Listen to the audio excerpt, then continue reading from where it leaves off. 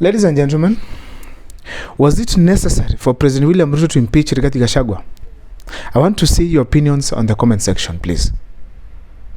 Rigathi Gachagua was impeached by President William Ruto and Raila Odinga's lieutenants, and as we speak right now, he's fighting for his political future in the Kenyan courts. That is the topic going to form the basis of the analysis on this video here today. But before I do so, kindly, if this is the first time you're watching our videos, please make sure to subscribe, like, and comment, because that is the best support you can always give this channel. Rigathi Gachagua was impeached. What is going to happen for those people who are now, particularly the new allies of William Ruto from the Nyanza region? Raila Odinga and his lieutenants from Luo Nyanza. Let me take you through a journey here of Rigathi Gachagua and William Ruto briefly. William Ruto campaigned in the mountain region for 4 years, and when President Uhuru Kenyatta was in power, he campaigned on the basis that Uhuru Kenyatta had failed and that the common mananchi was suffering because of Uhuru Kenyatta. Rigathi Gachagua, amongst many other MPs, were in support of William Ruto, and they were all championing for William Ruto's sentiments. They defended William Ruto seriously against Uhuru Kenyatta and against the other Kenyans who were in support of Raila Odinga and Uhuru Kenyatta. Rigathi Gachagua, actually at some point he was even arrested. Even he had a case in court of corruption where his millions of money, about 200 million, were also taken from him, amongst many other things. So therefore, Rigathi Gachagua fought for William Ruto seriously. You have to admit that. As if that was not enough, when the campaign seriously started, Rigathi Gachagua, given the deputy president role, he took on Raila Odinga and Uhuru Kenyatta in the mountain. In reference to Uhuru Kenyatta, he called him names that we can't mention here. He branded him to be a leader that he was not. He abused him. He told him things that nobody can really tell someone as a friend who has been your peer. Even now, Raila Odinga went and said that whether day or night, Raila Odinga is completely unacceptable in the mountain. Through his sentiments, through his fights, through his commitment to ensure that William Ruto has become the president of this country, he successfully managed to drive Uhuru Kenyatta, not even drive Uhuru Kenyatta from the mountain, but divert the people of the mountain's minds to support William Ruto. And William Ruto got more than 80%, which was forming about 49% of the Kenyan votes that William Ruto received back in 2022. As it was not enough, even after the elections, when Rigathi Gachagua got an opportunity to attack Uhuru Kenyatta, even during the inauguration, regardless of the people who were present, dignitaries, presidents, Rigathi Gachagua still kicked the lying man. He hit Uhuru Kenyatta very hard. When Raila Odinga called for demonstrations, Rigathi Gachagua was on the forefront to fight Raila Odinga, and actually to some extent brand Uhuru Kenyatta that is the one who funded the demonstrations, and at some point even they organized for the attack of Kenyatta's farms and Raila Odinga's Spectre, I think, company somewhere in Kenya. So Rigathi Gachagua was on the forefront to speak anything against the opposition. He even said State House hii ndiye anachunga, ameweka mitego.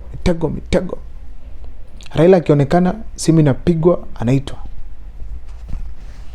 So he didn't want Raila Odinga completely around State House, because he knew that they were the major stakeholders who went and looked for the votes and brought them to William Ruto.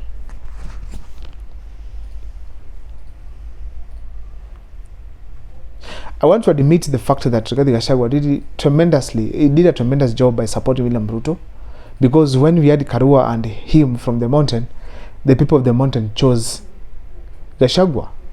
So there's a reason behind that.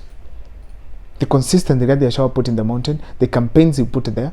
You know, even when people are complaining that he did not visit most of the parts of this country, I get baffled because Rigathi Gachagua, 90% of his campaign was within the mountain.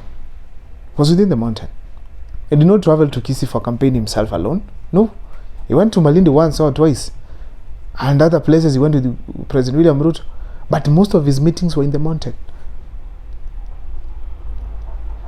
So, Rigathi Gachagua put so many efforts to ensure that William Ruto has gotten into power. Despite of all those efforts, William Ruto and his lieutenants decided to kick Rigathi Gachagua out of office by impeachment because of things that I've done a video about that were not really necessary to impeach him alone. They were necessary, but not him alone. All of them. Ruto and him plus many other leaders going home because those allegations were common to all other politicians. Now William Ruto has gotten new lieutenants on board, new allies, Raila Odinga and his Luo Nyanza lieutenants. Right now are supporting William Ruto's agendas. The surprising thing is that everything wrong that was with William Ruto, right now, that some of these wrong things were told by the opposition, which was held by Kinambadi in the parliament. Right now, all of them have turned to be good. Raila Odinga, he has told his lieutenants, William Ruto ni msafi kama pamba. And that is what they are going across the country doing, praising William Ruto for giving them suppositions, which is very wrong. Now as we speak, William Ruto has new lieutenants, as I said, close to him. My big question on this video is this. The people who gave him power, the man who stood by his side, when Raila Odinga was calling him a thief, Joe calling him mwizi, when people are calling him corrupt, the man who stood by his side has been kicked out of the government. He's now crying in courts. Waswahili said, ukiona cha mwenzio kinanyolewa,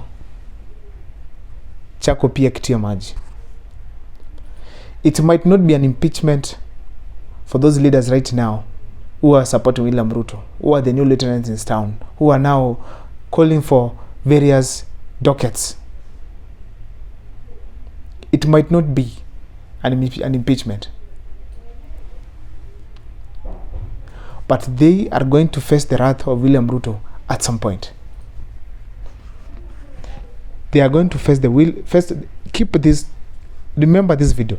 They are going to face the wrath of William Ruto at some point. William Ruto's vision, it's in 2027.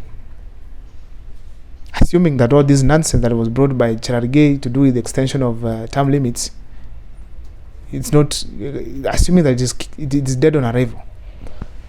Now, William Ruto is in 2027. Raila Odinga supports him.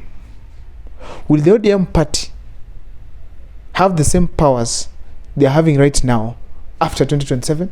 Will they have the same powers after William Ruto has clinched the seat again, assuming he will, in 2027? Let me see the answer in the comment section. My name is Abel Mukwa. And if this is the first time once again you're watching our videos, please make sure to subscribe, like, and comment, because that is the best support you can always give this channel. I want to thank you so much, you guys. I was at 1,800 yesterday. Today as we speak, I'm at 2,060 plus.